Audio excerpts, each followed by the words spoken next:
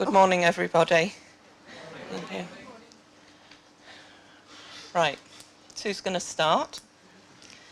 We've entitled this speech today about improving care together and making CLL live with us and not us living with CLL.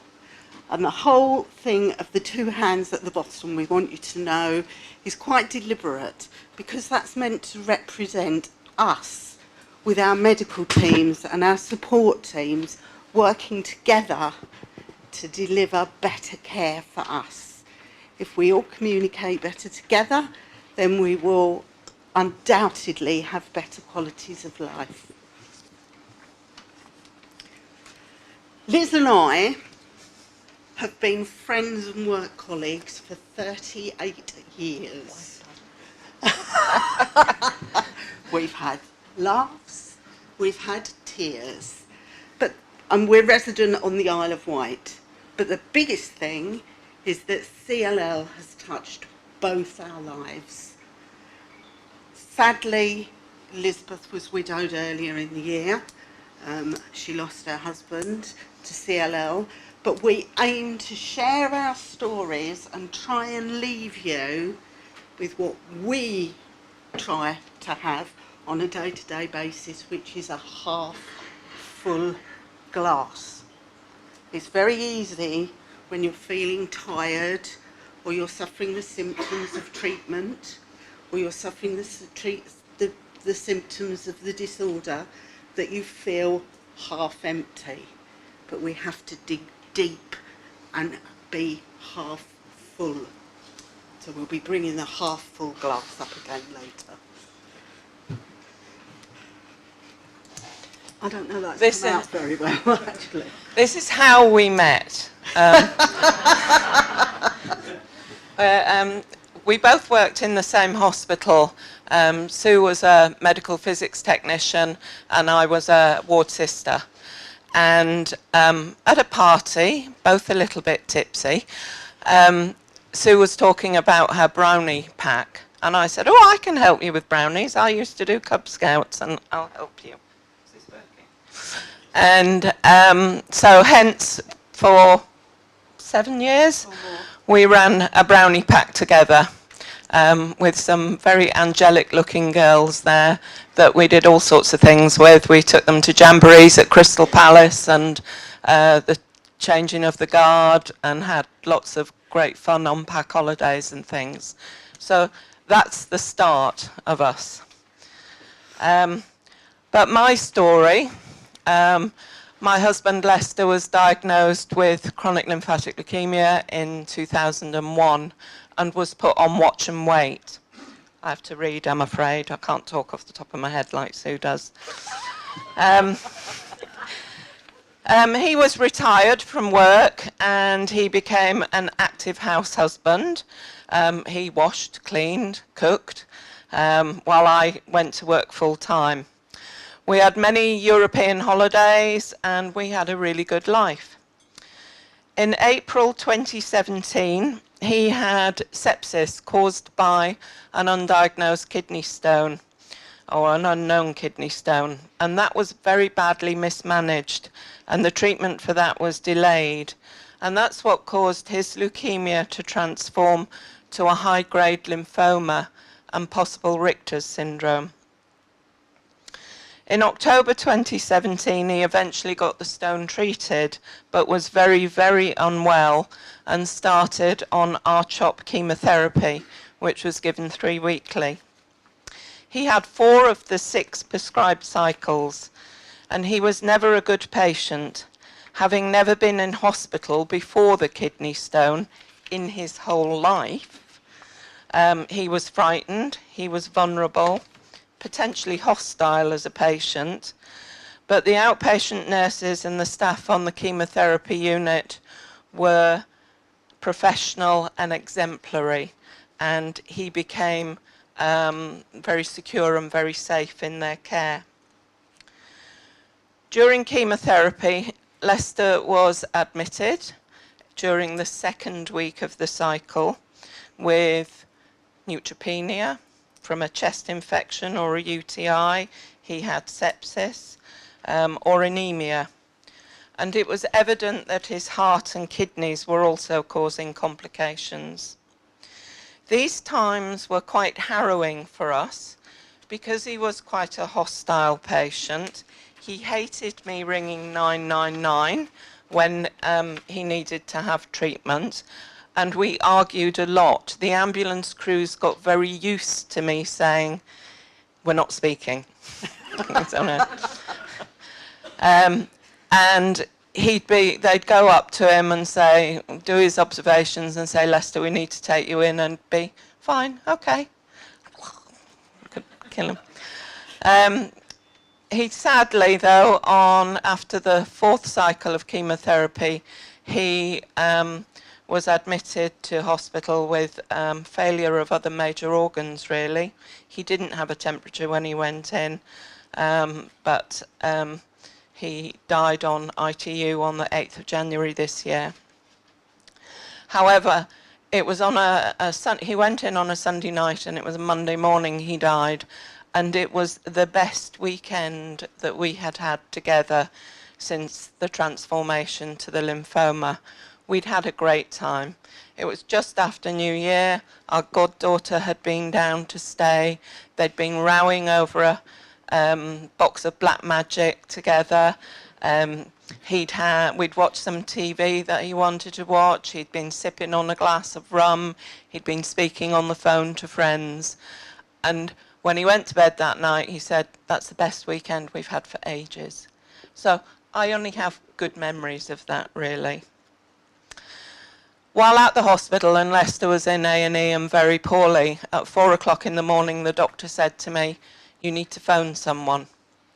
I said, "I can't phone anybody at this time of night." He said, "You need someone with you. You must phone somebody." So I phoned my friend. And within 15 minutes, she was there beside me and never left my side for 5 days or nights till my brother came down from Scotland. So we've been our main support since we've been friends. We've been a support to each other. And Sue's helped me over the significant dates of birthdays and anniversaries. We took some of Lester's ashes to Jersey for his birthday.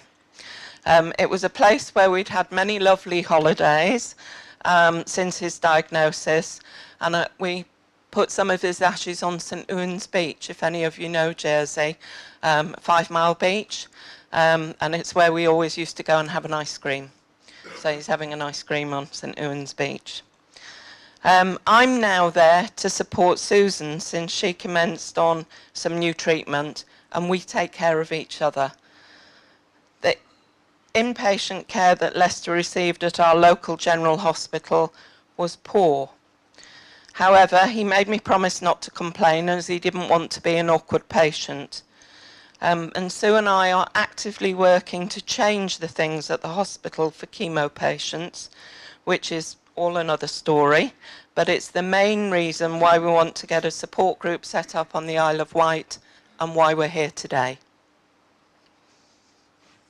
Beautifully put.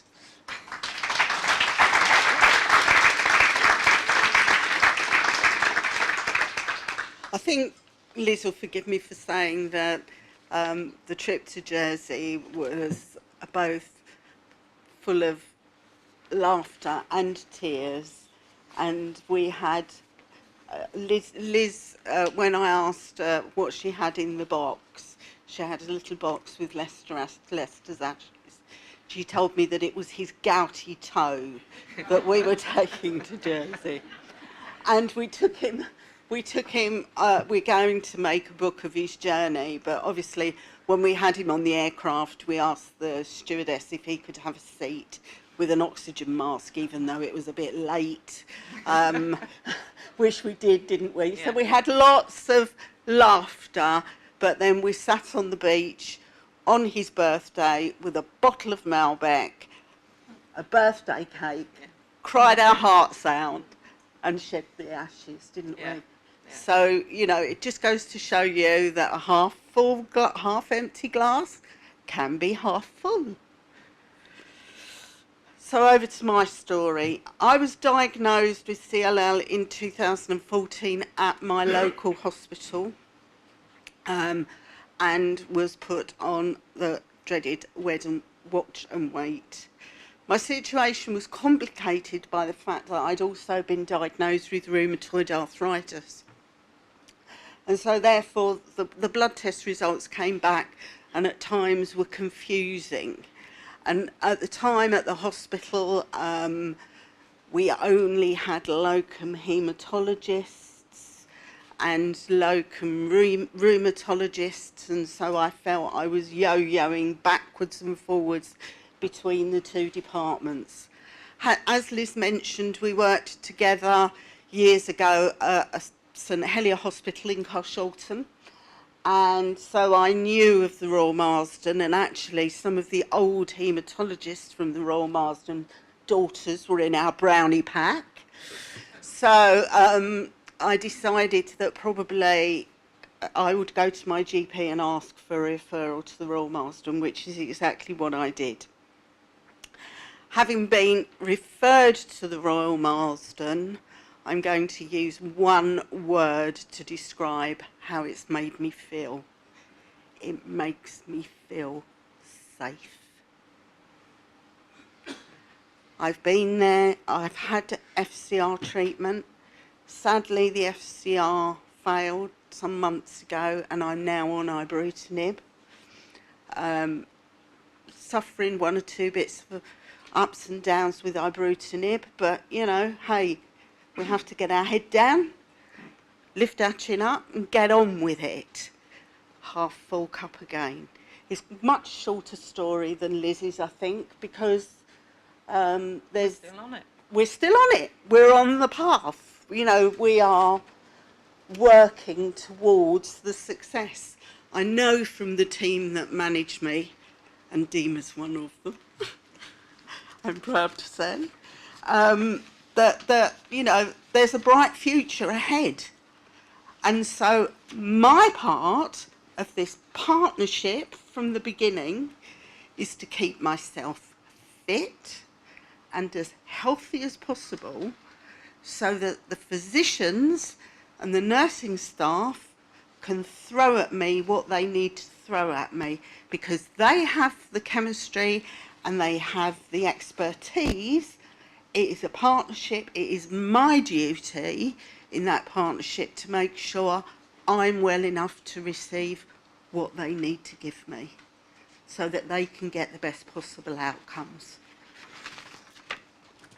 So, the next question is... Oh, have we skipped a slide? No. Oh, So, I'm going to go... Yeah, okay. Let's go back to health and support. Right. So, in terms of health and support, one of the things, or this is a list of things that I've found have worked for me. The first thing is to join this organisation, because we can all share our stories and we can all glean something from it. Educate yourself about your illness. There is enough literature out there. There are enough websites out there. Educate yourself about your illness. The health service now is struggling very much, and they rely very much on us being able to look after ourselves to a degree. We need to be able to be calling in the experts, but not before we need them. We've got our clinical nurses that we can refer to when we need them, but we need to know when to go to them. We need to know if our temperature goes over 37.5, give them a call. These are the sort of things that you need to educate yourself about. You certainly need to establish a relationship with your local specialist nurse or Macmillan nurses, because they are an invaluable source of information. There will be people that have had negative experiences, but what I would say to you is take that negative experience, pick it up by the scruff of its neck, turn it on its head. You are the driver of this. You are the sufferer of the illness. Your treatment and your communication is down to you. If you're not satisfied with something, follow it through. Explore the opportunity for a referral to a specialist centre if you live in a remote area. I mean, we live on the Isle of Wight. Sadly, our local authority is in special measures, has been for some time. We know exactly what we're dealing with up there. Yes, we have some experience of knowing how the system works, but if you've got the opportunity and there is capacity at the local specialist centre, or you can set up some sort of satellite type relationship between a satellite centre and your local hospital. And one of those things would be sharing best practice, because I am absolutely sure, and I'm going to look at Dima now and say that they would be more than happy to share their best practice with centres that are not necessarily CLL specialists, and they would be quite happy to come out and educate your teams and share their practices with your teams so that you're getting the best level of care. Hope I haven't put you on the spot. Sorry about that. The other thing, ensure your GP is up to speed with CLL, and if not, get help through the local patient participation group to provide local support. How many of you know about patient participation groups? Oh, that's good. Right, okay, then we'll share this information with you. It is... Oh, sorry. I'm loud, so I thought you'd hear me. Patient participation groups are a CQC legal requirement. Every GP practice should have a PPG. The role of the PPG is to promote the work of the GP practice, to act as a conduit between the patients and the practice. So you would be feeding back through... Okay, you would be feeding back through questionnaires, etc. And they are the people that for you to go to, that if your GP needs help, this thing is haunting me, isn't it? If you need your help to help your GP, then you can act as a conduit between this organisation and your GP through the PPG. I would advise you all to go away to your GP practice and find out about your patient participation group. The key phrase is, it is your voice in general practice. So make the most of it. The other thing is always ask for copies of your letters, last letter and results, and keep them with you. So if ever you go away anywhere, or you're taken in somewhere, you've got a copy of everything, you haven't got to go through it all. The last letter always summarises what's happened. You have a legal right to this. And a copy of your repeat prescription saves you sitting there going, it's a pink tablet that's, you know, whatever shape. And that's really as far as we can go with help and support, isn't it? Yeah. So we move on to the next slide. Right button. Right. So the toolkit. We advocate that patients carry a toolkit with them so that the leukemia's living with them, they're not living with leukemia. So we advocate that the carer and the patient should keep a diary and a chronological event, chronology of events. In my story, keeping a diary when Lester was an inpatient was invaluable for what I am doing now in trying to change things at the hospital. Keep a diary, so when people ask you questions, you're not thinking, oh, when was that? Carry a good tympanic thermometer, because you do need to keep check on your temperature.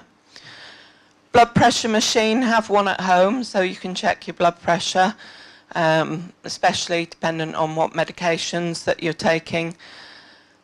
Keep masks, gloves, antiseptic gel with you so that when you go out, you've got those accessible to wear them. Avoid crowded places and take precautions. As some of you know, Sue woke up this morning with a bit of a head cold, so has worn a mask when she sat close to people within the room, and we have gloves, antiseptic gel with us when we go out. Carry cards or leaflets with you that you can get at the doctors or any clinics that you go to and they supply, so that it's just like a diabetic or an asthmatic or someone who's allergic to something, that it's there with you in an emergency. You've got that information on you and people know that very quickly, so they can take suitable precautions as well and make sure you're not exposed to things. Be prepared to rest and pace yourself, and don't worry about offending others if it causes them any inconvenience. Lester did that. He never bothered with people. We had visitors staying, he would go to bed in the afternoon and that's fine. I do sometimes have to pull Sue by her back like she's got a pair of reins on, because she's not very good at pacing herself. But then gets really tired. So you do need to listen to your body and pace yourself and rest when needed. And explore the Macmillan app if you've got a smartphone. That has loads of really, really useful information on it. And if you have a smartphone, put your current medication on that. So if you are taken into hospital, if you are in an accident or something happens and you end up in hospital and they say, what drugs are you on? You just have to press a button and say, there's the list. It's useful. So, how's your glass? Is it half full? Are we getting somewhere? Oh, it's actually empty. Can you fill it up, please? Okay. We just felt this was quite a nice picture to put in. And we're going to move on to our last slide now. You'll be pleased to know. But it doesn't want to go. The right button. So, is this the end or is it the beginning? what is today? Is it Monday, Tuesday, or today is today? Live it to the full. Be positive. Thank you, everybody.